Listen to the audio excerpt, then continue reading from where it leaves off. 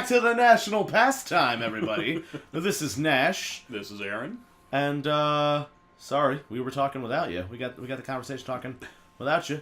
Talking about pachinko. Yeah, why did we start talking about pachinko? Oh, we're talking about ridiculous laws. Yeah. We're talking about different ridiculous legal standings in the area that I'm currently trapped in right now. You cannot buy alcohol on a Sunday unless it's from a bar or restaurant, but not from a grocer or alcohol shop. For whatever reason. The thing is, like, I guess the law goes way back to where, because, like, usually election days, because it's the same reason why they don't sell liquor on election days, that it was that... Is that a Tuesday?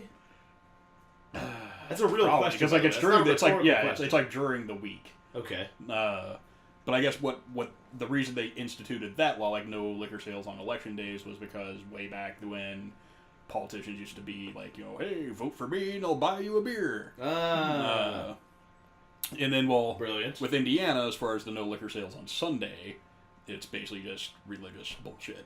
Right, but then why would you be allowed to buy it at a restaurant? Because basically local businesses complained enough that they got it okayed, and there's less stigma with drinking a alcoholic beverage with a meal versus just buying alcohol to drink alcohol. Okay. So they seem like, oh well, that's not so bad. They've been every couple of years it always comes up in the House here to revisit the law because, again, local businesses are like, nonsense. This is most laws, I shouldn't say most laws. That's hyperbole. There are a lot of laws that are nonsense. Oh yeah. And a lot of laws that are just there because they've always been there. Right. Yeah. Which would fall under nonsense, of course. It was good at the time, unnecessary now. There are a lot of laws. Begrudgingly, I say this: a lot of laws are necessary. If you're gonna have a society, I mean, like I said in our last episode, yeah, you got two flavors of people: idiots and assholes. And laws protect citizens from those people. Everyone gets protected from the idiots that maybe are not paying attention to run them over with their car, or the assholes who are trying to run them over with their car. I get it. Fine.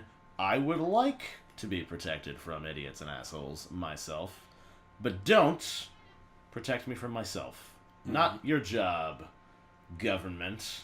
I will make all the bad decisions I feel like. Thank you very much.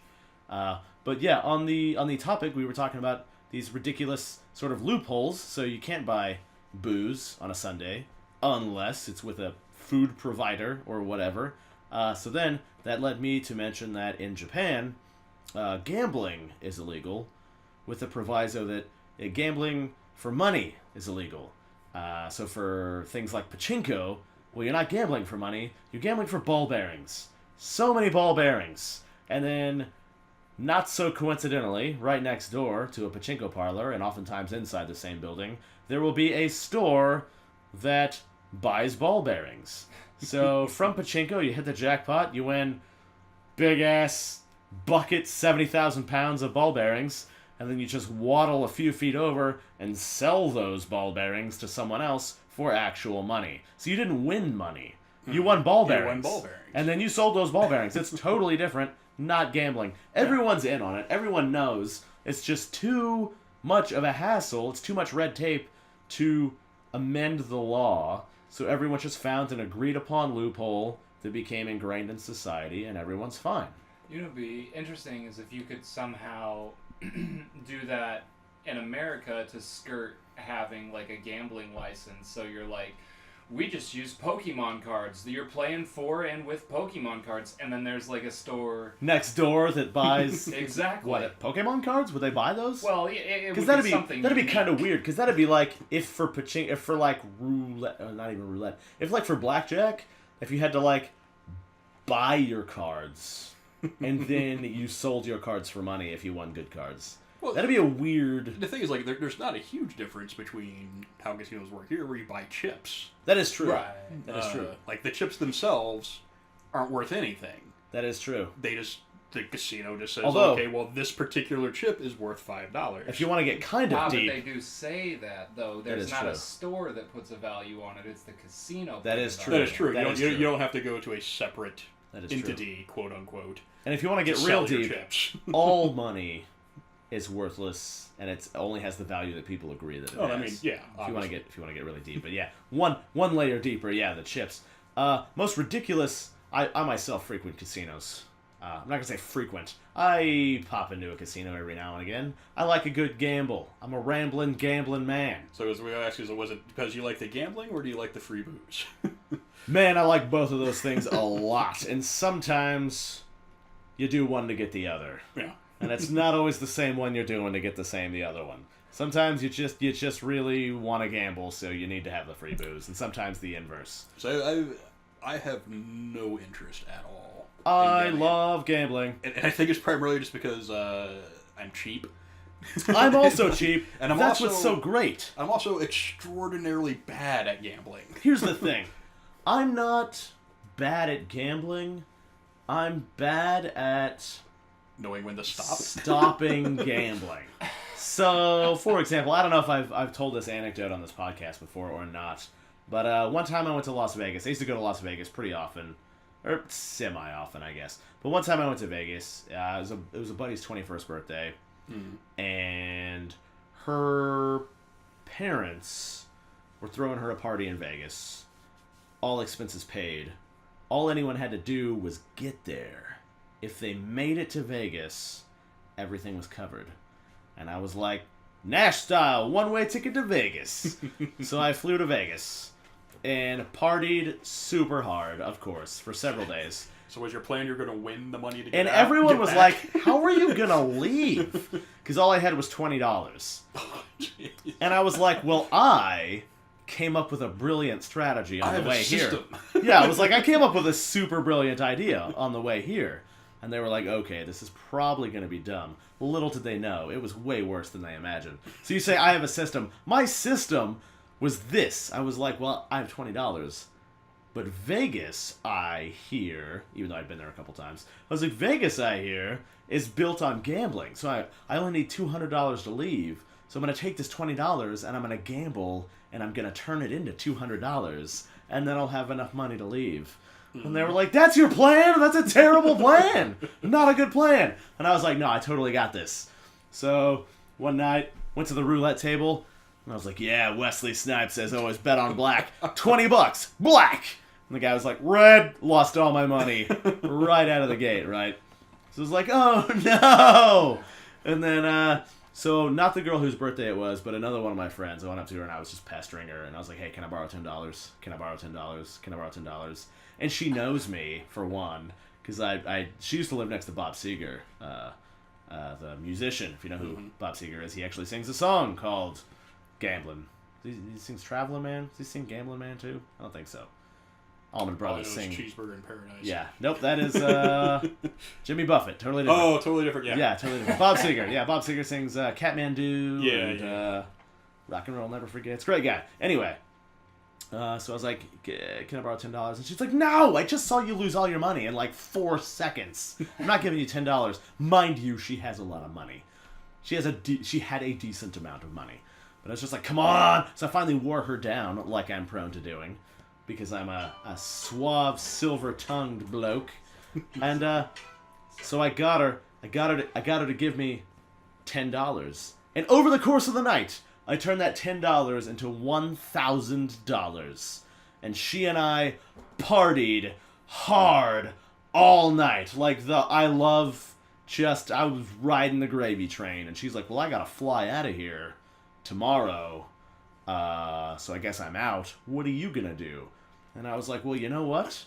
I'm gonna keep this gravy train rolling. Let's see if I can't set myself up for life. Well, see, the thing is, like, I don't have a problem. You could do that, but you set aside the $200 that you need. Well, here's the thing, and play with the other $800. Here's the thing. Over the course of the following day, I lost $800, but I still had that $200, which is all I needed to leave, and I did leave, so I called it a win. Yeah. I came out on top overall. Oh, yeah. But I could have come out more on top. But hindsight's 20/20, and it's a typical Nash-Style story. I'm impressed I even made it out, because a regular Nash-Style story would be having to stow away in the trunk of some limo that was going across the country to get to where I was going. So I made it there. Why did we start talking about Vegas? Because of gambling? Yeah. And how I like it? Yeah, and to show how awful I am at it, same thing, a coworker's birthday, and we're celebrating at a casino, and invited me, so I came, and like I said, I'd been to Vegas a couple times for work. Again, I have no real interest in gambling. I find the spectacle of it entertaining, to just watch. But again, I don't. Basically, I look at it as like I'm throwing away money. Literally, that's all I'm doing. If I'm going to gamble, I'm just going to assume I'm going to lose all my money. You and I should go gambling together sometime. You could just throw it on over to me, and you might get a return on your investment. So went to the casino, and saying it was like, you know what? All right, I'll spend $20. I'll play some slots. This is at like the indie live casino, so they don't really have any fun games. Okay. So it's all either like video poker or slot machines, electronic crap. Yeah. Which is even more rigged. Yeah. But yeah, to show my luck in gambling, I took my $20, played at a penny slots, where I'm betting, whatever the max bet was. All right. So for those who don't know, because I don't know, is a penny slot like 1/100th of a dollar? You actually put like a penny in? You could bet as little as a penny. Okay. Into a slot machine? Yes. Okay. All right. The way I didn't know if that was like a euphemism, like penny slot. I didn't know if that was like an actual, like it really was a penny slot machine. Yeah. Or okay. Yeah, I didn't know until now. So very small wagers, but small payouts. But the way they usually work is that you can put in more pennies on one pole, and that gives you more lines that you can potentially match. Yeah. So you get like the regular horizontal middle one, and then you get the diagonals. Right. I got So if you're doing like the max bet, you have like all 3 horizontals and like 2 diagonals. Okay. And the middle row. All right. What's the payout? So you put in 5 pennies. So the max bet to get everything, I think, is 10 cents. All right. What do you want, $1? Well, so potentially the most you could win on one pull, I think, is maybe $10. 10 United States dollars. Yeah. Okay. So that's like if you like hit everything. So that's more like you're just addicted to the lights and sounds. Yeah. Than the actual, and it's thrill of the when you chase. see all the old lady casino lizards that like they just sit at the slot machine all day long. That's what they're playing is penny slots. Okay. They just like the atmosphere, and they just like the lights and noises. Okay. And because it's so cheap, they can do it all day long. So anyways, took my $20. I'm paying a dime per pole. I think this episode might be going in a completely different direction than I thought it was originally going to, because I have so many casino-related stories that we could be telling. Anyway, continue. To my $20, paying a dime per pole. Won nothing. How long did it take you to burn through $20 on a penny slot? Probably 10-15 minutes. Really? Yeah. I don't know how many polls that comes out to. 5 or 10 cents at a time? 200 polls or something. That's crazy. No, yeah. And I did it, and I won nothing. I never won a penny. Wow. Yeah. Just every poll, 10 cents less. Was 10 there... cents less. 10 cents less. Was there free drinks? Oh, yeah. As long as you don't even have to be gambling. Like, I stayed there for like another 3 hours. Right, yeah. Because my friend Mike, who rode there with me, he was having a lot more fun, and he was actually winning. I know, like, he kind of did the same thing. He was like, I'll just pay $20, and once it's gone, I'm done. Well, he was actually up to, like, $300 or $400 at some point. We ended up being there until, like, 3 in the morning. And like I said, like, for me, it was just hell, because I'm like, I'm not going to pay anymore. I'm not going to play anymore. But Mike's still winning, so I'm just kind of there for like another like 4 or 5 hours. Right. Watching him play random video games. Now that we started talking about this, I never realized I could do this whole episode talking about casino related stories. I hadn't really, the man and I went to Vegas together one time. Oh yeah. Yeah. Yeah, and I almost got in a fight in a strip club with some bouncers and strippers and a manager. Like a fist fight. And I was so excited to beat everyone to death in like the most famous strip club in Las Vegas. It didn't go down because the manager and bouncer were sane individuals. But for a split second, I was very excited because I. So basically, was it going to be so? It was kind of like, was it that you were trying to you weren't going to instigate the fight, like you weren't going to be the one to throw the first punch? It had already been instigated. Everything was in motion. It was kind of like I was feeling like I feel like most people feel when a threesome's about to go down. You're just like, oh, is this it? Is this everything's in place? Like I think this is really gonna happen. And they're just like that's how I was. Basically, in a nutshell, the man and I and a mutual friend who we don't have a nickname for yet, but you know who he is. I think you might be on another show with him. Okay. Yeah. Which we should plug during this episode later on. We should plug that. So it's still in production, like pre-production. Well, this show's still in pre-production. So by the time this is out, your show will probably be out as well. So maybe we get the word out later on. Eventually it's going to be coming out. It's called The Steaming Pile. The Steaming Pile. Don't plug it yet. Don't plug it yet. We'll give you the just spiel. a name. But anyway, just a taste. I don't know. Yeah, I don't know. How many people are on that show? 3. 3? It's you. It's Ben. For right now, 3. We might have some guests. Is Ben the sound guy on there? Yep. Okay, so I'm not gonna say which of the 3 of you it was, but you're probably guessing that it wasn't you. Who it is, you're probably guessing it wasn't you. So anyway, me, the man, and someone from this other show went to Vegas one time together, and I like to do this thing when I go to Las Vegas where I drink more than my body can handle at once. And my favorite way to start it off is by getting these giant plastic Eiffel Towers. These giant plastic hollow Eiffel Towers that are full of strawberry daiquiris. They're huge. I've seen them. They're huge. And I'll slam like 2 of those in 10 minutes. Jesus. And that'll be the start and end to most nights. And I'll just be belligerent. And so I did that. And we wound up at, I think it was the Spearmint Rhino, but I would have to check. But it was one of the more famous strip clubs for Las Vegas. And someone, it wasn't the man, but someone in our group, and it wasn't me, decided that they wanted some strippers. And that's fine. Here's the thing. I don't like strip clubs. Like, at all. I don't like the environment. I don't like when people touch me. Full stop. Like, don't touch me. I don't know you. Like if it was just some lady on the street, I would just go have sex with that lady, and it would be fine. But it's not. They're not proper, streetwalkers. They're weirdo. You buy a weird naked dance from them, but you can't touch them, but they touch you. But not in any way that matters.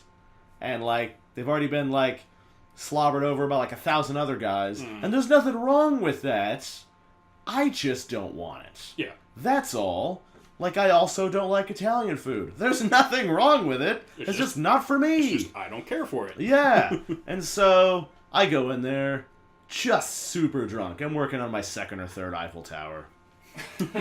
And the man is just along for the ride. He's just being a nice, good guy like he normally is. Mm-hmm.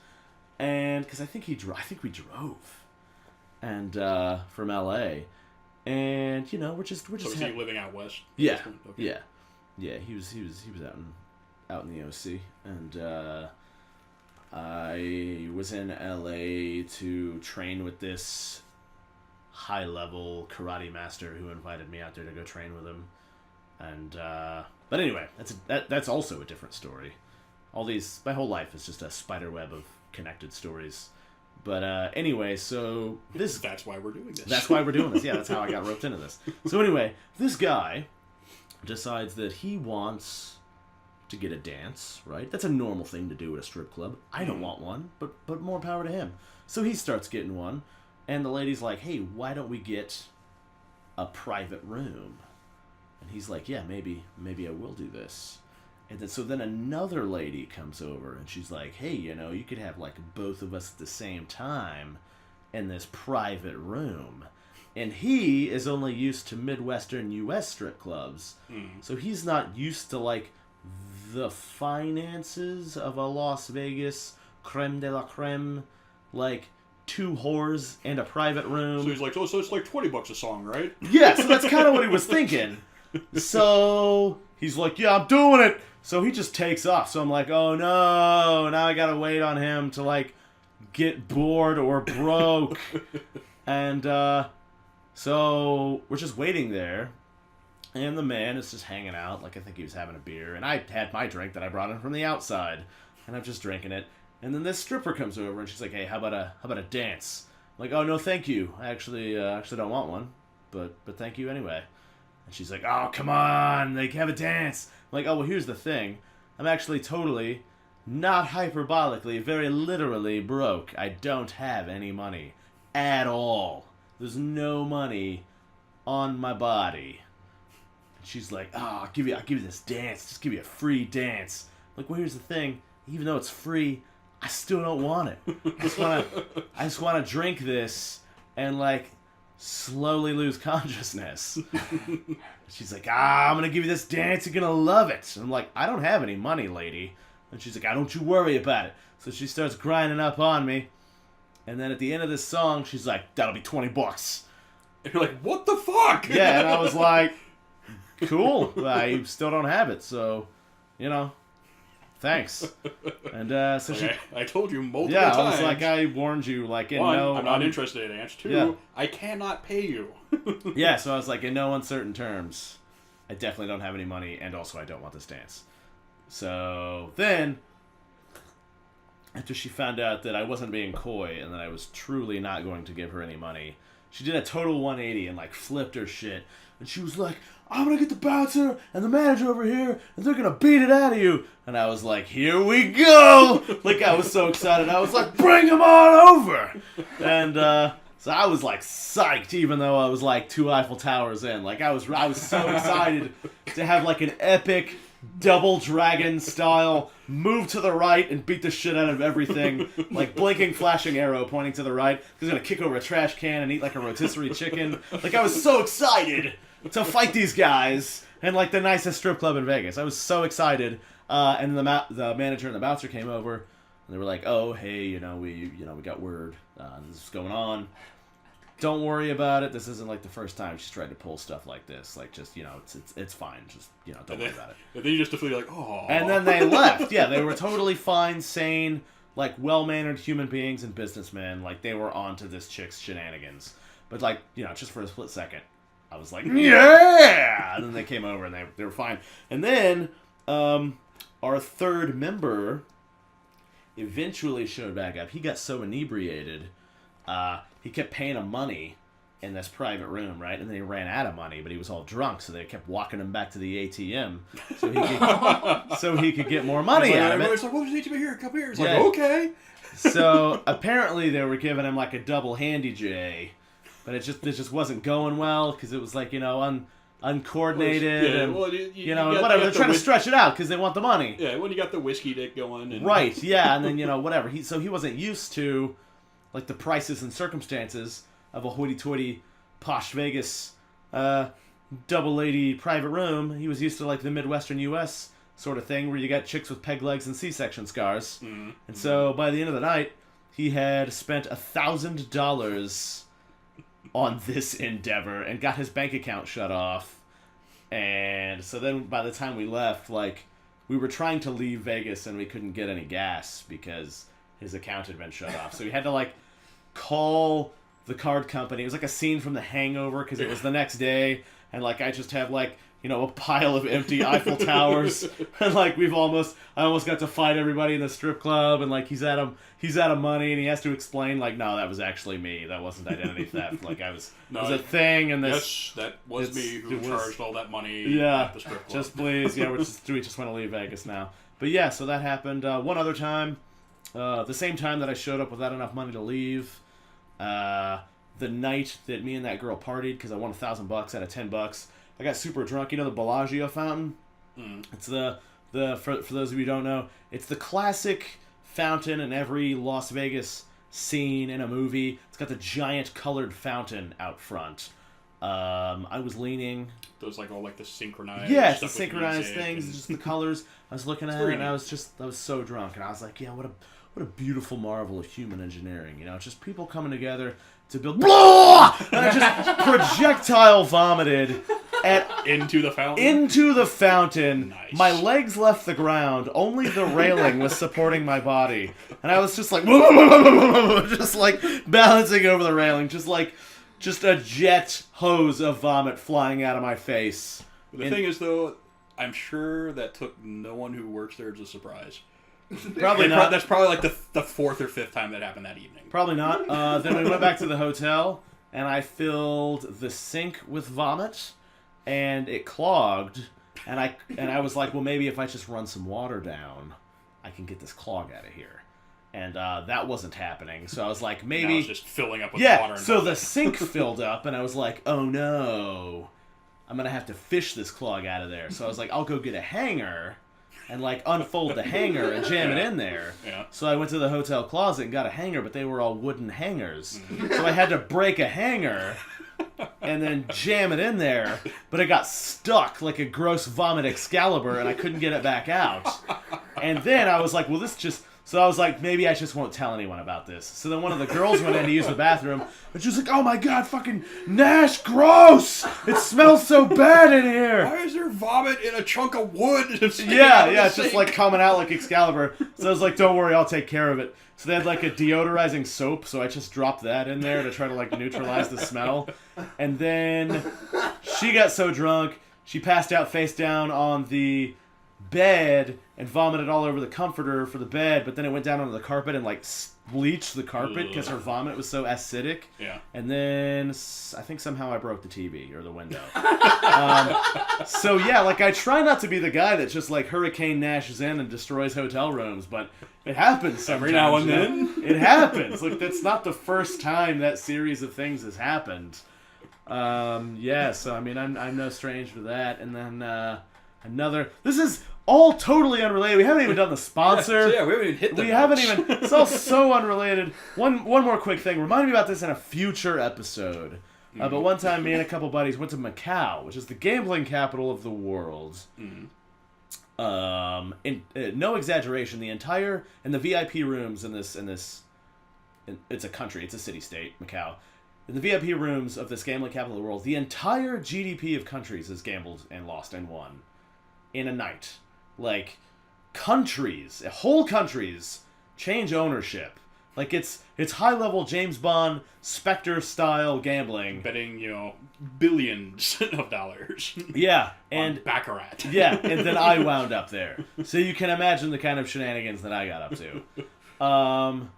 Or not up to. I just kind of bumble my way in and out of different scenarios I'm prone to do. Sit down at a table, sir, it's a $10 million buy-in. You're just like, all right, just walk away. Yeah.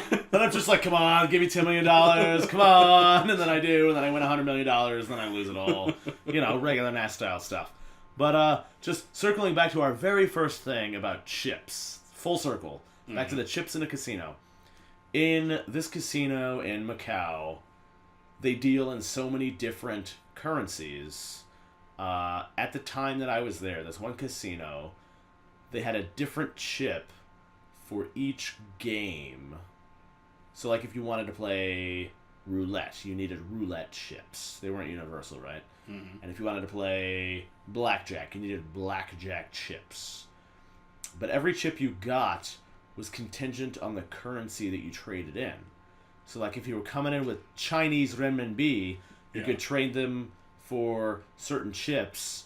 But if you wanted to trade Singapore dollars, you would get certain other chips or whatever, and you could exchange the chips for different chips. Currencies?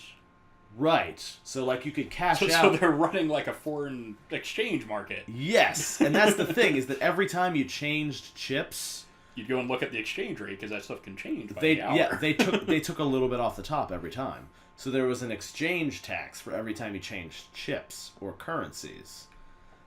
So they were making so much money because I'd come in and be like, oh, here's some Chinese renminbi and some USD and some Singapore dollars and whatever. And they'd be like, okay, well, first we have to convert all that into, like, neutral casino points. And then we're going to take a 1.5% international transaction fee. Exactly. And then I'm like, oh, well, I don't want to play roulette anymore. I want to play blackjack. And they're like, okay, well, we have to convert that into this. And there's, that's actually filtered under this type of currencies, subdivision. So then we have to, transfer that back over. And if you've ever played the international currency exchange game, very rarely do you win. Because they cut a lot off the top. You have to. It's a long con. Yeah, well, you have to hold your money for a while. Long-term investment, quote unquote. But also, it's something where there's definitely economies of scale. Yes. You need to have a lot of capital. Yeah, you need quantity and time, and I was just doing what I do. So just changing chips was costing me money. saying. I didn't have neither. Not a lot of money, and I was just changing willy-nilly, so I was just basically losing money every time I would change games. I gotta tell you, if you're not rich, Macau is probably not the place for you. I mean, I had a blast there. That's a future story that would go perfectly right in this gambling-themed episode that I didn't have notes for at all. But rather than let this organically unfold like we should do, I'm gonna put us back on this forced... probably unpleasant track. Let's see what we got here. But don't worry, that just gives us fuel for the fire for more episodes. That's true. Because then, if the people who view with their ears, in their mind's eyes, feet, if you want more of these stories... Listen and watch through your mind's eye. Yeah. If you want more of this tangent... write your local congressman with no context. and you tell them also, I'm probably going to put all these on YouTube after they get posted to whatever podcasting thing that these originally get uploaded to. I'll put them on my channel. And then, YouTube comments. Respond in some fashion. Let us know what your congressman says. Yeah, let us, feedback is important. I don't want to say any kind of feedback, but relevant feedback is important. So if you want to hear more about my time in Macau, there is more. I wore the rarest watch in the world, made out of the real-life equivalent of adamantium and vibranium. If you nerds out there know what that is. So there's a story. There's some stories in there. So if you want to hear about that, respond in the affirmative that you want to hear about that. Otherwise... Sponsors! Let's get this episode started. What's our timestamp? 33. All right. We could probably knock this episode out in 30 minutes. Yeah, so we got another 30 minutes. We got another 30 minutes. All right. Well, lucky for you, that was quite the intro. Yeah. Audience. That's quite. Welcome aboard the roller coaster that is life. The pre-intro. Mm-hmm. So, official intro. Here we go. This episode's sponsor is Independent Learning. The only true learning. So, knowledge is a function of experience, and experience cannot be passed from one having it to one not having it. So the only true learning is independent learning. So I rhetorically say whenever I spout some fact and people are like, well, how do you know that? And I always rhetorically, condescendingly say, well, how does anybody know anything? But really think about that. Like, it's usually because they took some kind of interest in a thing and then absorbed it themselves willingly. Horse to water situation. Mm-hmm. So, independent learning is the only true learning. Knowledge. It's our sponsor for today. Independent learning. So, you want to learn a thing? Go learn it. It's up to you. Go learn it. Yeah, it's up to you. Educate yourself. Yeah, educate yourself. You can get a teacher, but, if you go get a teacher and then don't pay attention, it's not the teacher's fault. Yeah. So, which was much of my problem when I went to college. That's right. Did you graduate? You did, right? No. Really? But you have like a real career and everything, right? Oh yeah. I just basically spent a very long time starting at the very bottom and working my way up there. So basically, I got through this from just having been in the same industry for a long time and having the experience. Ah, right. And experience. Yes. Yeah. But, I started as basically a data entry clerk. What did you study in school?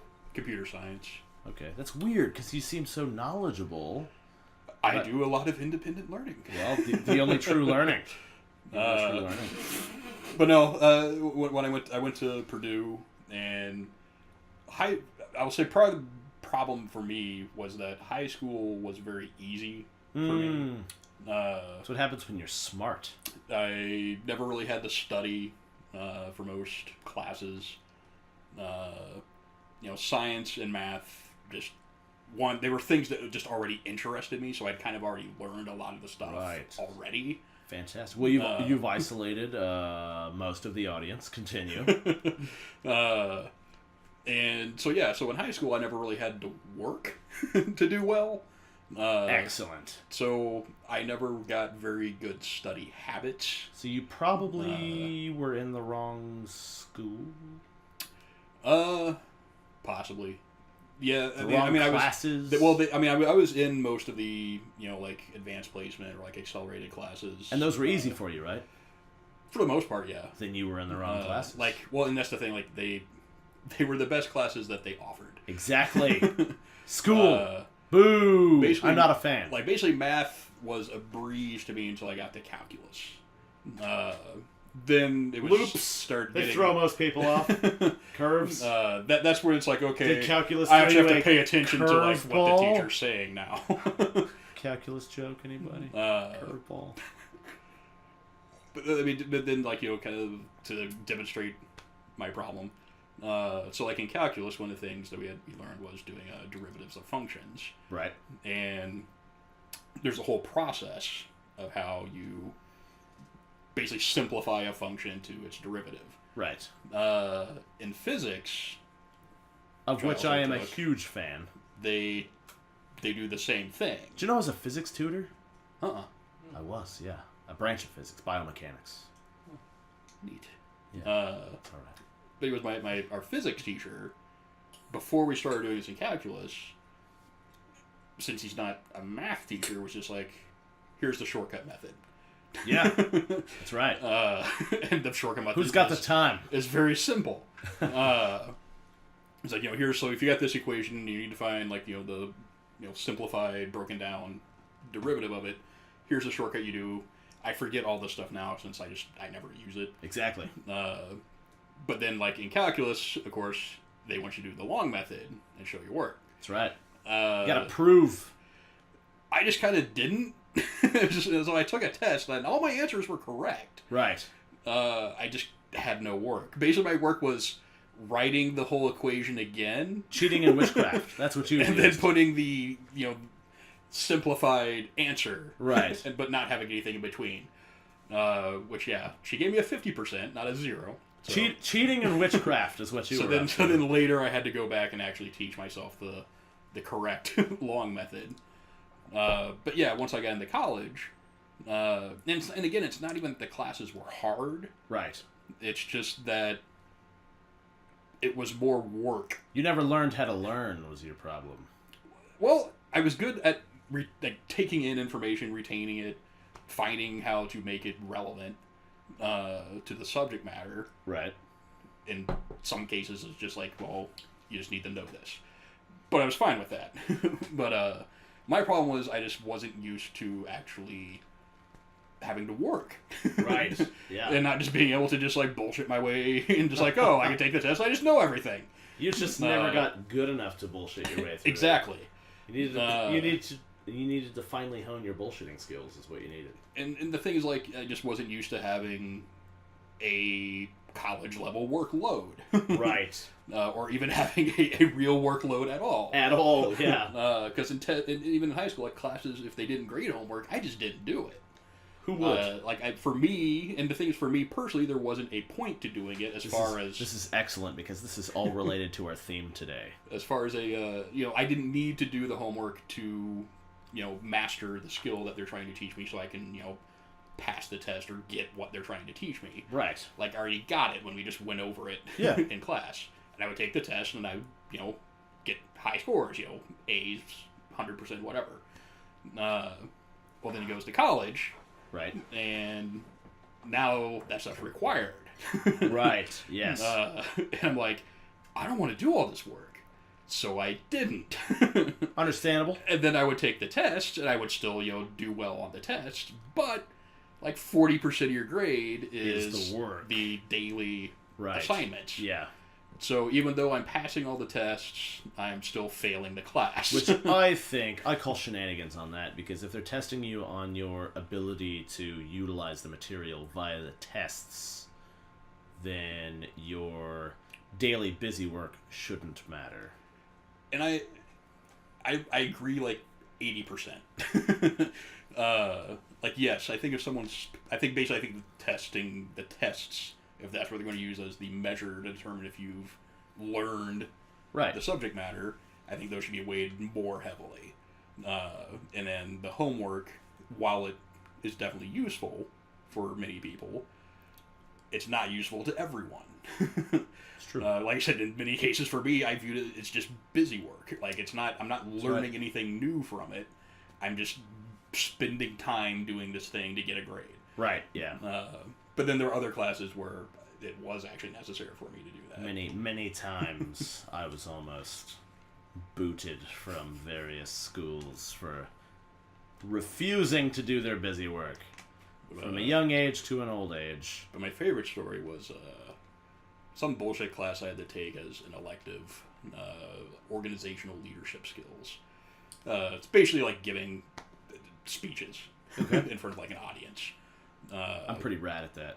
And just, knowing how to present yourself and, put information into a concise manner so you don't lose your audience. Right. Things like that. Just power play. If you're getting up and you don't have a podium, pull your wiener out. Yeah. But don't draw attention to it. just let them see. Right. They'll pick up that you're the alpha of the group. Yeah. But anyways, they didn't grade homework, so did none. But the homework was basically just reading sections of the book and then answering the questions in the book. Right. Well, I didn't do the reading either. You're like, also I didn't go to class. I didn't have the materials. I didn't, because they didn't grade attendance in that class. Slippery slope. They had a group project, and I went to all the group project meetings, and I contributed. I did my part there. This is an independent learning situation. Yeah. So like I made sure that I was pulling my weight in the group thing. Right. I don't want to be that asshole. But not in life. You weren't pulling your weight in. But the thing is, when I had to go and take the final, I read the entire book. Okay. The night before. So then you did it. And I was the first person finished with the final. And I got a 96% on the final. All right. Then you did it. So I passed the class with bare minimum effort. But again, that's my whole life. I don't see the problem there. But then, like math, which the problem with it was it met 5 days a week at 6 a.m. Right. I just didn't want to do the work. Yeah. And that was like 40% of your grade. So. That seems to be like, I never went to college, but it seems like... And yet here we all are together as equals. So it seems like we've all wasted our time and... Basically I went quantities. 2 years and then just left, and with the intention of going back and just never did. And I went so many years. I graduated because they forced me out. Because they were like, you have credits and everything. Please take diplomas and leave. You are costing us so much money. I was the Van Wilder of six universities. Like, no, don't make me leave, please. Please, there's jobs out there. I don't want to be out there. So, and then there's you, and then now here we all are. I have like so many fancy certifications and degrees and stuff, and now we're all in this room. Well, then, like on the subject of certifications, like depending on your line of work, that can definitely be a lot more useful than a degree. Yes, very much so, I would say. And much cheaper. Yes. much cheaper. Depending on the certification. Again, depending on the line of work. Yeah. Because I was for a while looking and going into IT. Right. For me, computers and stuff, like I'm pretty knowledgeable with them, but it's more of like a hobby. Right. But just because I like to troubleshoot my own stuff, I just kind of like obtain the knowledge of all this stuff over the years. And I build computers. I've worked at HP building servers and things, so I'm pretty confident on the hardware side too. But I was looking at so if I don't go back and get a computer science degree, which that's the other problem. Computer science, if you get a degree in that, you're basically doing nothing but programming. Right. Which I quickly found that while I can do programming, I do not enjoy programming. Better to enjoy. Yeah. So what I found I was more interested in is what I was eventually transitioning to, and then before I dropped out, was the School of Information Technology, which was more IT related, like security and troubleshooting type stuff. Anyways, I was looking at certifications for that because Ben's brother he's worked in IT for several many years, and that's what he was saying. Like, he doesn't have a degree, and he's like get start with your A+ certification. That's kind of like the base level entry.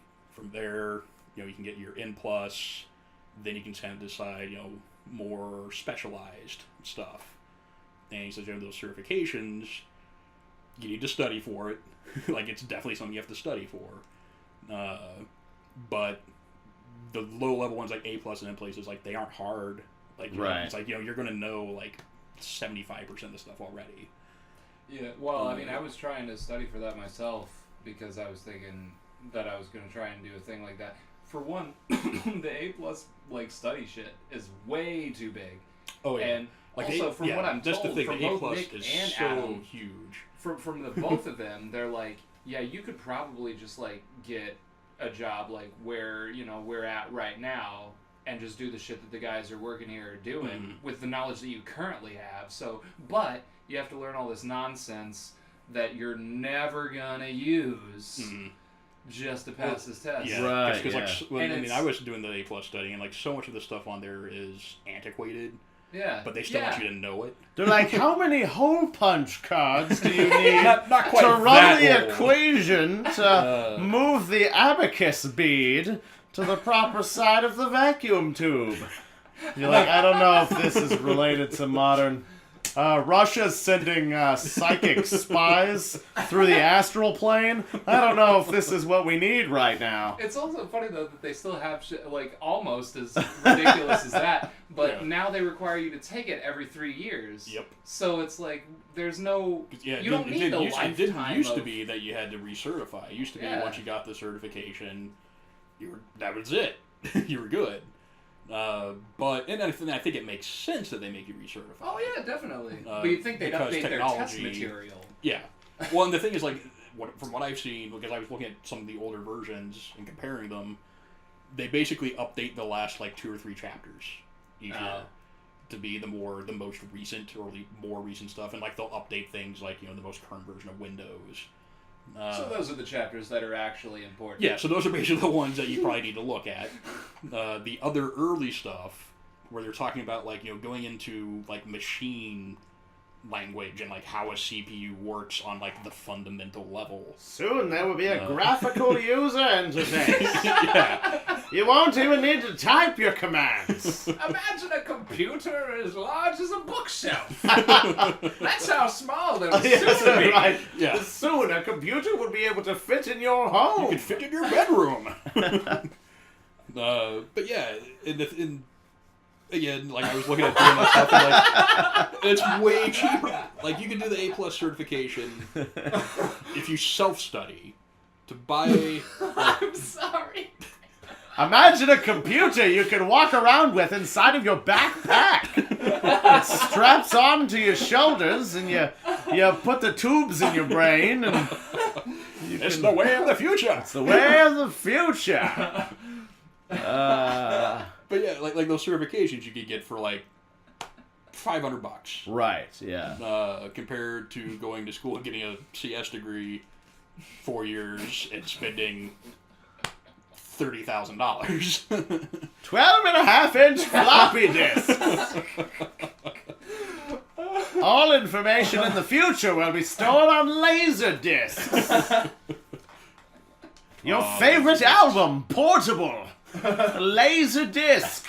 Only if your album is available on 12 laser discs. Imagine 7 songs on 12 14-inch laser CDs. You'll be able to take them anywhere that there is an outlet. The future. Actually, I had a friend who owned a Laserdisc. I knew a guy who had a Laserdisc. Fascinating. Not the guy, just Laserdisc. Oh, yeah. Yeah. Like, man, what a... Well, for the time, yeah. they were super advanced. Like, Yeah. like at the time, you had VHS, and that's pretty much it. And then a huge leap. Not an astronomical leap. What do you call that? Exponential. Exponential. I was like, the floating integer. What is that? Yeah, an exponential leap. The Laserdisc. Yeah, which was crazy. Basically DVD quality, but way before DVDs. Do you remember what came post Laserdisc but pre DVD? Do you remember what that was? I'm quizzing you. Post Laserdisc but pre DVD. Yes. Real big in Asia. I mean, I know there was the mini disc. It was before the mini disc. The mini disc was an offshoot. It wasn't a straight evolution. Yeah, like the mini disc was basically just a tiny CD. Right. So this only made a dent here, but it was a huge wave in huge tidal wave, huge tsunami in Asia. The video disc. Do you remember VCDs? Oh, VCDs, yeah. VCDs! Yeah, and the ones I had were all from Japan. Yeah, huge in Asia, VCDs, yeah. But post Laserdisc, they're basically small Laserdiscs. Terrible resolution, terrible everything.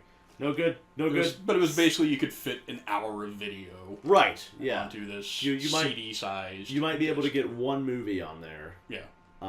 With hardly a menu. With like 320 by 240 resolution. Yes, yeah. It was like watching. It wasn't great. It was like watching a bootleg of a bootleg of a bootleg of a VHS. Well, and like all the ones I had were like bootlegs of concerts. All the ones I had were bootlegs of Dragon Ball Z episodes. Yeah. I know there was I was definitely much more into the anime scene back then, like in the 90s. I don't know if I ever really got into anime proper. I just really like Dragon Ball.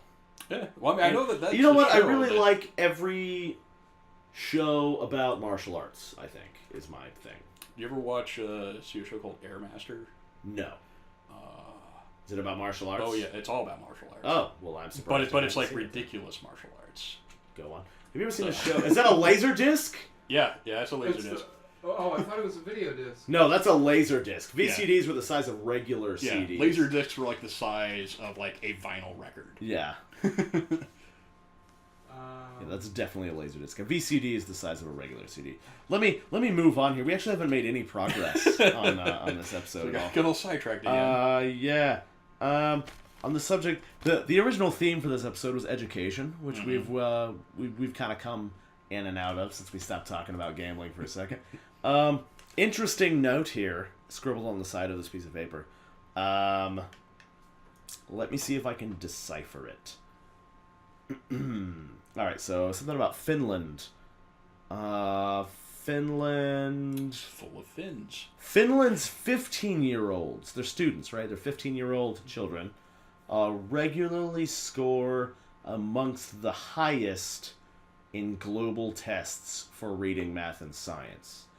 Despite not starting school until age 7, having short school days, long holidays, little homework, and almost no exams. There's no pressure. They focus on... And now, they're shifting the paradigm again. They're going to get rid... They're talking about getting rid of subjects in school. Like the teaching of subjects, like history, per se. Math, per se. So do you just speak Citizenship. about what the children want to learn about that day? It's a skills-focused learning. So instead of subjects, you learn skills. And the rationale behind that was that your brains are not partitioned into these weird, this is the history part of your brain, and this is the math part of your brain, you know? So they're trying to take a holistic approach to education, which is actually what the ancient Romans did with their tutors. So when you're talking about that, that's like, it sounds more like going back to basically just doing a lecture. Yeah, pretty much. Like... Yeah, and the symposiums were not one-way discussions. They were dialogues between teachers and students, so it wasn't a one-way street. So they're not shying away from like smartphones in the classroom. Going back to Finland now, not the Romans. They're not shying away from smartphones in the classroom. They're embracing it as like a learning tool, just learning how to use it properly, learning skills that are relevant for, you know, this modern age. And if it were anyone else, I would probably say, well, you're just going to ruin these students. But Finland has a great track record. Like, internationally, they produce some of the most well-educated people in the world with what would seem to be a counterintuitive model, but they've had great results over time. And so now they're shifting the paradigm again. And I like this quote because I think it was the department head of the education in Finland said that we're changing, yes, but slowly, because the job of teaching children is too important. We must not get it wrong. Which I thought was like really sort of like a heavy statement. You know, they really take it seriously because it's super important. It's literally it's literally the future, not just of the entire planet and the human race, but also like these are all individual lives. Like if you screw them up, they're screwed up. Like lots of people wind up. Well, and if nothing else, I mean, just even looking at it from a selfish standpoint, like from a country standpoint, like if your country is full of stupid people, and here we are. Guess what? It's probably not going to work out well. Exactly. Yeah, and here we are. Long term. Yeah. Whereas if you have a country full of, you know, highly educated, smart people, they tend to make smart decisions. Exactly. Yeah. Yeah. That, you know, smart for themselves, smart for the country, smart for the planet as a whole. I just thought that was really incredible because their model seems to be counterintuitive to what most people would imagine education to be like. I myself was in school, and I was miserable the whole way through. The educational systems on the western end of the world seem to be either a holding cell. It's a good word for it. For people that they, like, society's not ready for, and they have nothing else to do. Or a cram school for people who are at the bottom end, and they're just trying to get, like, the bare minimum of skills to not die when they're booted out of school. It's mostly those two things. Like, it's not a thriving ground. It's either teaching people the bare minimum to not die because they're not getting it at home, or they don't have a home, or whatever, so school's all they have, or it's a glorified daycare. Or it's a glorified daycare, and that's it. Like, that's not what it should be, in my opinion. Because if that's all it's going to be, then just let them out. Put them in child factories or whatever. Do whatever. Like, they're not benefiting anybody. And, like, I would say, like, you know, again, like, talking about how when I was in high school, I wasn't, I would say, probably challenged enough. I was never challenged. The most challenging part of being in school was going to school. Yeah. I hated being there. And I had friends. I wasn't even like one of these people that, like, they don't have any friends and they get beat up. Right. They like to have a miserable time. I dated chicks. I banged people, like, both in fights and in a sexual manner.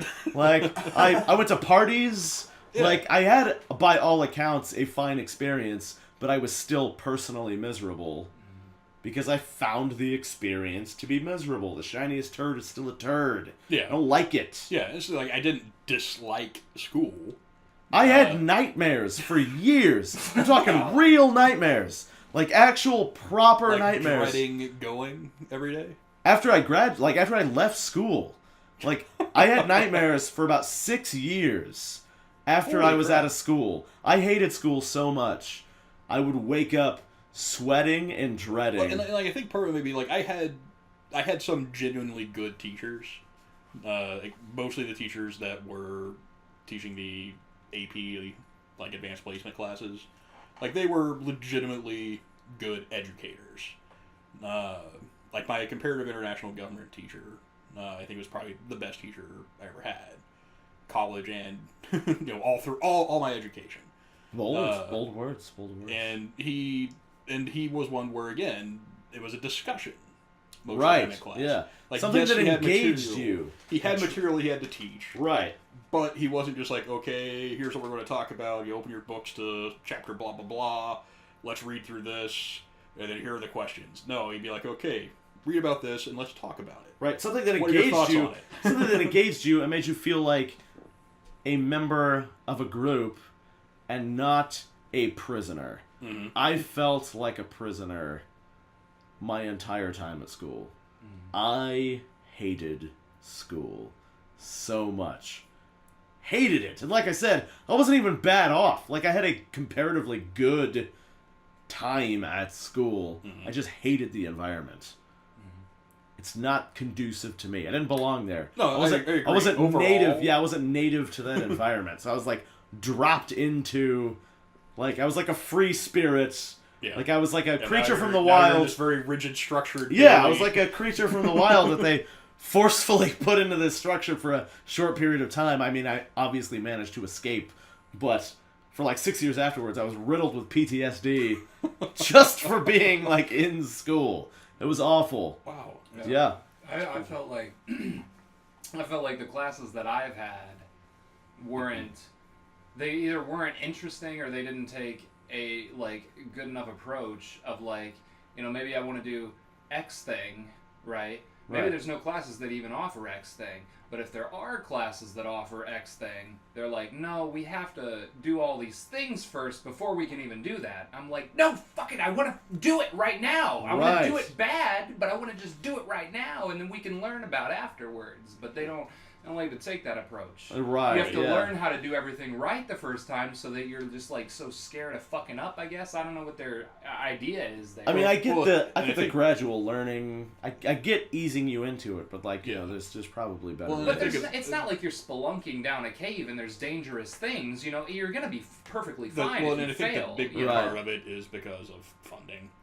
Oh, well, And the way they get their funding is through standardized testing performance. Right. So they need to make sure it's the whole problem that they have to teach to the test so that they get graded well as a school so that they have funding to actually teach things. And I think that's part of the problem, that because the lack of funding and again, not so much at the college level, this is more at high school, middle school level. It's college level now. It's crept its way up. Oh, well, it's because college level, they just keep raising the cost of college.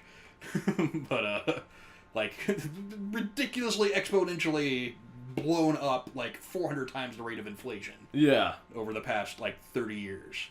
But, yeah, with funding, where, if they're getting funding on the state level, usually for, like, high school, middle school, some of that gets federal funding, but if they get the federal funding, they have to, like, follow the federal guidelines.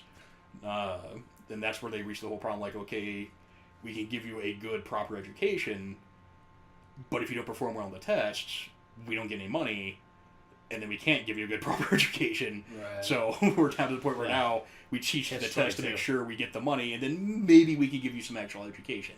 Yeah. It's the base of the priorities are kind of backwards. Well, let's see what else we got here. Oh, yeah, so anyway. So that brings us to, education in general. Academic dogma. So going back to something we talked about a couple episodes ago. This is related. Checking our timestamp. Yeah, so we're about an hour in now. About an hour in. All right, we'll talk about this for like 10 minutes and then wrap it around. Yeah, so recently there were stone tools discovered. We talked about that mastodon that got found. What are you looking at? Is that the flux capacitor you drew? Probably. I fell off a toilet and hit my head, and I just doodled this. And it just came to me. I have a lot of designs for inventions, so it's probably one of them. Just could also just be a minute, second, and hour hand. I don't know. Could be a sixth dimensional watch. I did. This is non sequitur for a second, but I did draw a blueprint for I think it was was it fourth dimensional? A fourth dimensional watch? It was like a fourth dimensional compass. It came to me in a dream. And, like, I had this dream where I envisioned, like, a fourth dimensional watch compass. And I woke up and I think... I don't know if I had, like, a stroke when I was asleep or what. Like I wasn't right. Like, something, like, I burst a blood vessel while I was sleeping or whatever and came up with this. You wake up and you're just kind of like... Yeah, but it was a brilliant idea. I woke up. I remember I was in my buddy's apartment in Japan that we used to share. And I woke up in the middle of the night in, like, a manic... frantic state, which isn't unusual. Yeah. But I wasn't in like a berserker survival rage. I was in like oh my god, I had a I was like, I have to write this down right now. And it was this crazy thing because it was like a watch compass, so it kept time, but it also kept space. So if you don't know anything about quantum physics, and I'm not saying I'm like a guru on quantum physics. I just try to read and keep up as much as I can. So space... But would that fundamentally be... Because you're measuring it. Right. Is that the whole problem with quantum states, that the act of measuring it changes the outcome? For some states. But this is more of like... That's on a micro, nano quantum scale. This is on just a macro space scale, so space itself is like the medium that we exist in is changing shape. So like space expands and we expand along with it proportionately. But on a universal scale there's a change in size. We just don't notice it.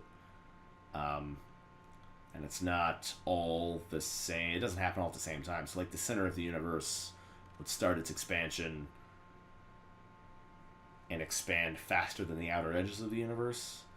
And it kind of like goes in a wave. There's like gravitational waves and space distortional waves. And then within space changing shape and position, like the actual like space itself changes position within other space, Think of it like a fluid that loops around. So there's like some fluid that moves around inside of another fluid. But then within that, our Earth spins around in space.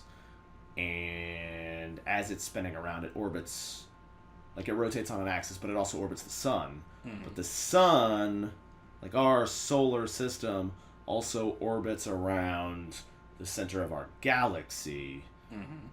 And that galaxy is also subject to the waves within the universe, right? So this compass watch pointed you towards a specific direction, but also a specific altitude, but also a specific point in time that would be relevant for that direction and altitude. Like, it pointed you... So it'd be something like, at this particular time, galactic center is this way. Right. Something like that. Yeah, but it was towards not necessarily, like, a galactic thing, but more, like, towards an earthly relevant thing. So it would be like... Imagine if there was, like, a wormhole that opened up on Earth. Imagine if there were wormholes that opened up in space, right? On a regular cycle. And then occasionally Earth would be within range of that. So you could be like, oh, every 100 years, or maybe like only once, is this wormhole ever going to open up over Australia? And you could be like standing on this mountain and walk into a completely different part of the universe. So it would like point you to those things. Because they would exist within specific points in time in space. And then the Earth would then like rotate into those functions. So you could like look at this compass watch and it would point towards those things. And you could just see the altitude. And you would see like basically when and where relative to Earth. Right. Latitude, longitude, altitude, and time. And then it would point you to there, so you could just go there and wait. And then like a thing would happen. Wait for cosmic anomalies. Yes. and it was crazy. It was crazy. Like it was like a box that you could wear on your wrist that had like all these different Chinese animals made out of mercury. They were like suspended in this fluid with like watch hands that went in like every conceivable direction. And I woke up just like in a manic panic, just like scribbling it out. And I was like, I could build this! I can build this! And then I wrote it all down, and then I passed out again. And then when I woke up, I was like, what am I looking at? Like, I remember the general, like, idea and concept, but I don't remember I could never build this. I don't remember the mechanics of how to actually build it. Like, I still have the mock-up. You're just like, all right, yeah, Chinese zodiac and Mercury. Yeah, like I still have the actual... Somehow that makes it work. Yeah, I still have the actual, like, mock-up. But I'm like, I don't know how to, like, make this a real thing anymore. But yeah, like, conceptually I still get it. Like, it makes sense on a quantum physics scale. Yeah, like a theoretical. Yeah. But it was just a cool thing. What the hell was I talking about? Oh, yeah, so anyway, what were we talking about that made me... To go into quantum... I saw the thing on your... Oh, the flux capacitor. Yeah. Anyway, so recently... Jesus, we gotta wrap this up. Recently, scientists discovered stone tools. We talked a while ago about the mastodon bones they found. Yeah. And it seemed to imply that human beings had killed this mastodon using tools. And the scientists that discovered it ran a couple tests. They were pretty confident in their findings. This was definitely people. So recently... there was some cross-examination going on. This is in California. And so they had decided that there's evidence archaeologists may have gotten early human history completely wrong. Underlined. And quotes. That whole thing is a quote. Evidence archaeologists may have gotten early human history completely wrong. So it looks like these human beings may have been in California 130,000 years ago. The previously thought oldest inhabitants of California, 20,000 years ago. The oldest possible human civilization in California, 20,000 years old. Now they're thinking, hey, maybe it's not that. Maybe 100,000. Maybe it's 130,000. That is a huge leap. Yeah. From 20,000 to 130,000. So some people are saying you're probably wrong. That's a bit of a leap. Well, like I was just listening. Did you ever listen to the Seth Rogen podcast? Very rarely, but occasionally I'll catch the highlights. He had an anthropologist on there who his job is basically when they're doing construction and they find bones or right, yeah, potentially archaeological interesting things. Like he basically goes out there, checks what they are, and then like determines, okay, is this something actually important, or is it like, no, they're just someone just apparently was buried here 50 years ago. Right. Yeah. But he was talking about that, like where they discovered the mastodon bones, and was bringing up the exact same thing, saying that, like, you know, out in California we thought the oldest human settlers were 25,000 years old, but now we're looking at 100,000 plus. Right. And he's like, and this isn't like, crazy weird conspiracy theory. He's like, no, I mean, we have like proof, mounting evidence. Yeah, so these people are theorizing because they found these stone tools, but they can't date the tools because they date to the age of the stone, not when the stone was carved. Right. So, if you use the date of the stone, it's like, so these humans were millions of years old. Exactly. Yeah. So they're theorizing if they could use... So it looks like they were using anvils to crack the mastodon bones and get the marrow out and everything and, like, to sharpen the tools. They're thinking if they could use anvils and stone tools, they likely had fire. Mm-hmm. And if that's the case, maybe they could use boats. Yeah. Well, I know that there's a few kind of more out there archaeologists who postulate that Egyptians may have sailed to the Americas. I brought that up on a previous episode of our podcast. And then also, like, they're talking about, when you look at the Maori, that, they sailed all around different places. Yeah. And, going back thousands of years. Right. They just didn't really expand out a whole lot that we know of. Exactly. Well, for the longest time, Christopher Columbus discovered the United States, and then, of course, that was always nonsense. Yeah. And then now it's, it was heresy to suggest that anyone made it here before he did. I mean, we've about known Vikings for a long time Eric the Red, or Leif Erikson. Leif Erikson, yeah. And now they're talking about people much, much, much older than that, Leif Erikson. Natives in the area say that the findings confirm their oral traditions of them being in the area much longer than science said that there were ever people in the area. And there's a lot of native oral traditions all over the world that suggest that people are much, much older than... Right. And I know they're saying that that's part of the reason why they think that there were people who was like, oh, well, where's the documentation? Where's the evidence of these other civilizations? Like, well, maybe they didn't write things down. Maybe they had oral histories. That brings me to my next point. One anthropologist was trying to disprove the likelihood of such a thing, talking about migration. And, likely people just migrated inland during this ice age, 130,000 years ago, if they were even there. Or talking about migrating inland even 20,000 years ago, if they were even there. And, if they stayed inland for maybe 2 or 3 generations, they likely wouldn't even remember life along the Pacific coast since, quote, cultural memories only go back so far. And that was trying to disprove that. But for me, that works against what he's trying to say. Like, that, implies that probably... Like, of course we wouldn't remember, because cultural memories only go back so far.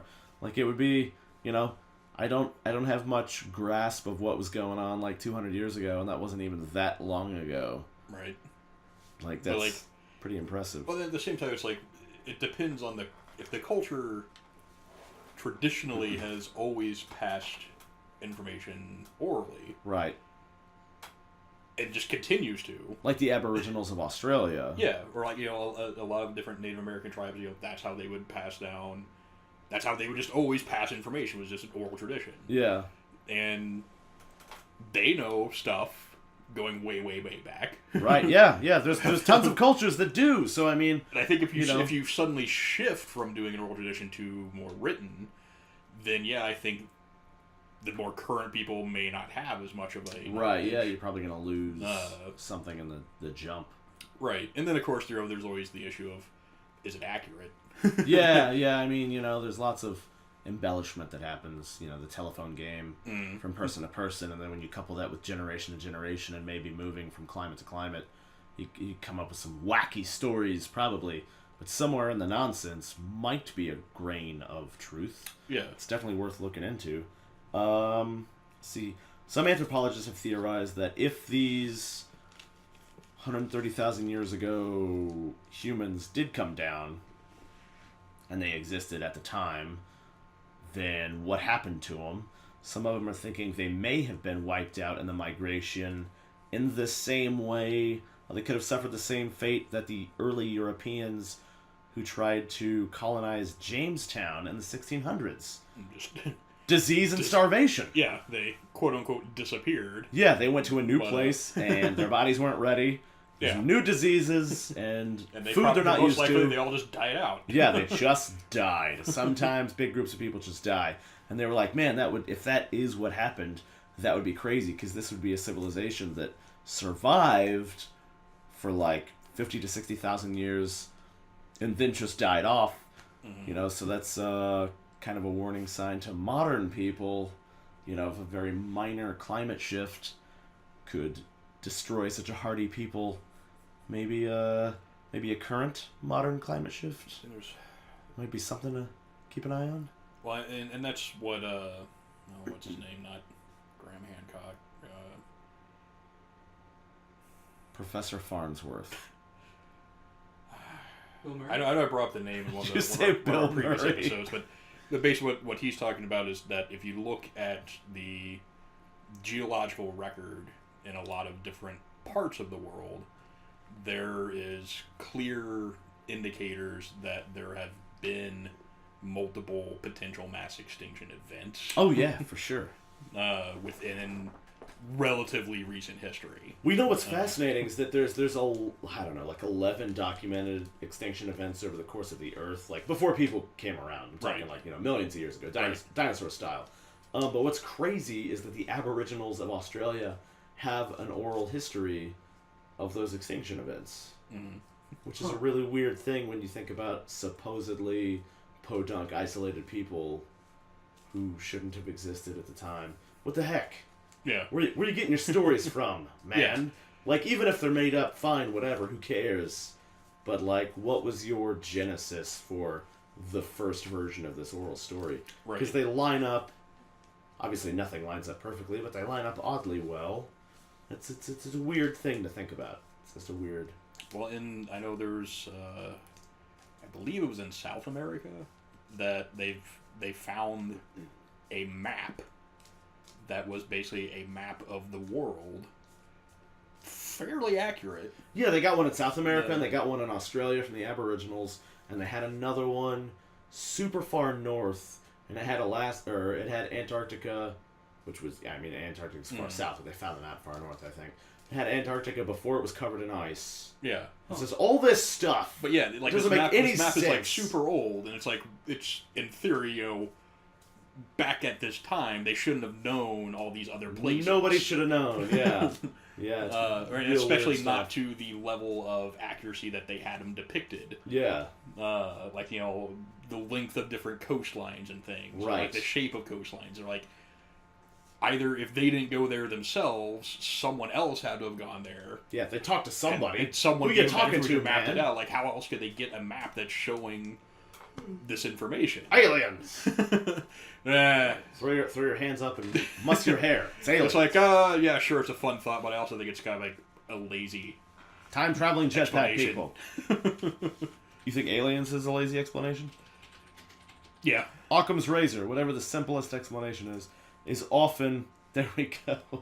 There he is. George fucking aliens. Giorgio Tsoukalos. Yeah. Occam's razor, whatever the simplest explanation is, probably is the correct explanation. So, that being the case, if the most simple explanation is that we're missing a piece to the puzzle, and likely people were traveling around mapping things at the time, and people are older than we think, then there you go. That's probably it. As opposed to, like, probably not time-traveling jetpack people. The thing is, they're like, well, aliens can be simple because, like, they just came here and did it. They just gave us the information. That's simple. Yeah. It's like, well, sure, for us. Right. But it's incredibly complex on a universal scale. On a universal scale, yeah. It's not impossible, it's just improbable. One, that some civilization would have to get to the point where they can travel to other worlds. Not impossible. Two, they went and found us. Right. 3, they decided to give us this information for some reason. Have you seen? I'm sure you've seen the thing where it has like the progression of him. Over where he starts out normal and then he looks like a normal dude, winds up completely insane. Where he's like aliens. Yeah, yeah, I love it. It's like he just discovered pot like at season 2. I love and just got really into it as he went on. I love the. Yeah. There we go. Wait, let me see this. What if the alien guy isn't crazy and he's just being abducted really slowly? Good stuff. What were we talking about? Aliens. Oh, shit, yeah, you're right, aliens! Obviously. Yeah, Occam's razor. So, yeah, who's to say? I don't know, we just have to find more evidence. It's like, yeah, I mean, I believe that there's probably other life out somewhere in the universe. You know they found life on Mars. Yeah, well, bacterial life. Bacterial life, yeah. I'm talking intelligent That's still life. Huge news! Oh, it is. That's life on another planet. And I'm surprised it wasn't more crazily... I don't want to be tinfoil hat guy, but I really think it was covered up. I mean, they reported it, but it wasn't like... It should have been the Time Magazine news of the century. Yeah. Life on another planet. Bacterial life is still life. Yeah. But it was just like, people found life on another planet. Anyway, Kim Kardashian! Yeah. Or whatever. It's like, no, that should have been, like, the story. That should have been the story for a very long time. The century. Yeah.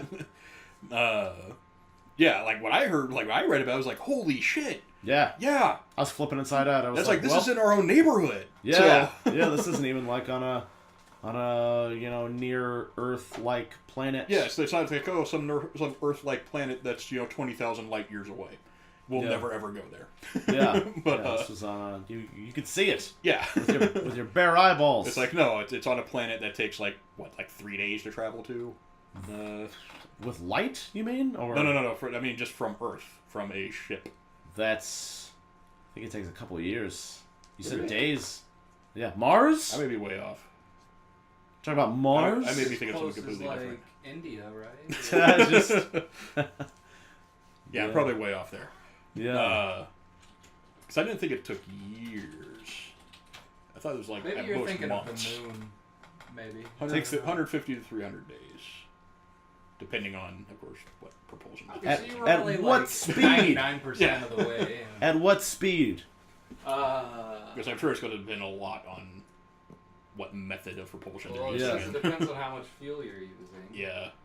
Because, if you just burn all your fuel to get there, you can get there in 150 days. Yeah, because we've sent probes and stuff there, but it's a bit of a jaunt. Let's do the math on that.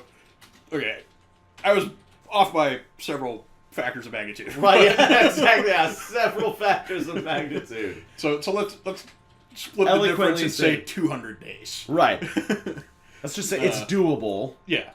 It's not like it's a impossibly far distance. Yeah. But yeah, it's like, we found life there. Yeah. Granted, it's simple life, but the fact that we found life there means, well, most likely then, there's probably other life all around the place that we just haven't discovered. Much more inhabitable areas. And places that, much more habitable Yeah, areas. and like, we know all these other planets that are potentially Earth-like. Roughly, at 300 days, about 20,000 miles an hour. Okay, 20,000 miles an hour. Roughly. For 300 Or, days. but you could be going 40,000 miles an hour at that 150 day mark. Yeah. Yeah. Which, again, that would basically be a one-way trip. That'd be burning all your fuel the whole way there. It's alright, there's life there. I don't know. Do we even have ships that travel at They got there. 40,000 miles an hour? Yeah. I mean, you could get there you could get anywhere on a long enough timeline. Not impressed with the fact that they got there. Well, let's see how fast They sent probes there gently so that they made it there. Spaceships go 17,005 an hour. Okay. Or wait. That's miles per hour, so Oh, 28,000 kilometers. No. I converted it to MPH on the last one. And so, yeah.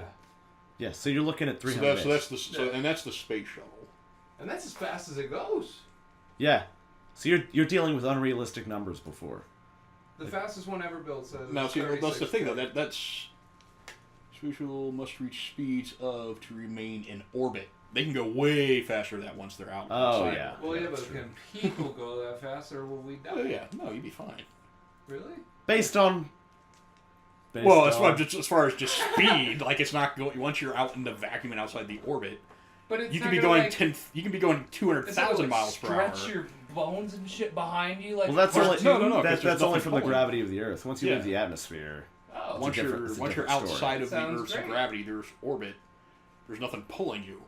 well, I mean, everything's pulling. Technically, there's still forces It's pulling just you. everywhere. It's just a very minimal force. Yeah. So like when you have the whole thing where like acceleration, so they're saying like you're experiencing 8 Gs. That only really matters if you're on Earth or within the major gravitational pull of Earth. Once you get further outside, that gravitational pull is lessened, and then you can go much, much, much faster Until it's practically eliminated. Yeah. Fun fact: if you ever go to a carnival, the Gravitron ride that spins around really fast and you stick to the walls, that pulls at high ends 4 Gs, so that's 4 times Earth's gravity. And my favorite thing to do is to go in there and start doing push-ups and sit-ups. Mm-hmm. And I won a contest with some Marines. They broke their noses trying to do push-ups at 4 Gs. And I'm convinced that if they would let me, I could get up and walk around. But they won't ever let me. Yeah. What are they going to do? Are they in there with you? Yeah. Oh. Yeah, you've never been. There you go. You've never been in one of those? No. Oh, they're the best. But anyway, we should wrap this up because I gotta pee up and it slowly just starts. so bad. Oh god. I gotta pee so bad. What's our timestamp at? Like probably 110. All right. Well, this has been. Whoa, 1 through. This has been the most meandering episode of the national pastime, but we kind of talked about some stuff. Yeah, so if you have suggestions about what we should circle back to, comment section, and notes to your homeowners association president, church leader, if you're into that. Yeah. Just shout at your parents. Guidance counselor. Guidance counselor. Just shouting on. Best Buy sales rep. Oh, that's a good one. Best Buy sales rep. Yeah. Anyone who calls you that you don't know who they are, just answer that call, and then shout at them what you would like us to talk about. I want to hear you talk about X. That's right. Yeah. Okay, I'm on your social. Yeah. Last 4 digits of your social. Tell us more about Macau. Yeah. We can talk about Macau next time. Write it in your notes. Somebody. Ben or Aaron. You got a whole Notes slip up of here. paper there. I don't have any It's room completely left. covered. It's just time diagrams. Everything's loop to loops. It's all off. So this piece of paper is done. All right. So any final words before we sign off? Even though this was a very meandering, going on many different subjects, most of which not really planned. I think it had a lot of good discussions. There's a lot of stuff in here. Thanks for sticking with us. Yeah. Through this episode. If you bother to listen. The man, who's probably the only person who's gonna listen. Take that when you binge watch all of our episodes with your ears. There's no video. Take that. But we still appreciate it. That's right, we do appreciate it. Anyone else who happens to stumble upon it. So anyway, until next time, I'm Nash. I'm Aaron. And Panache! Panache.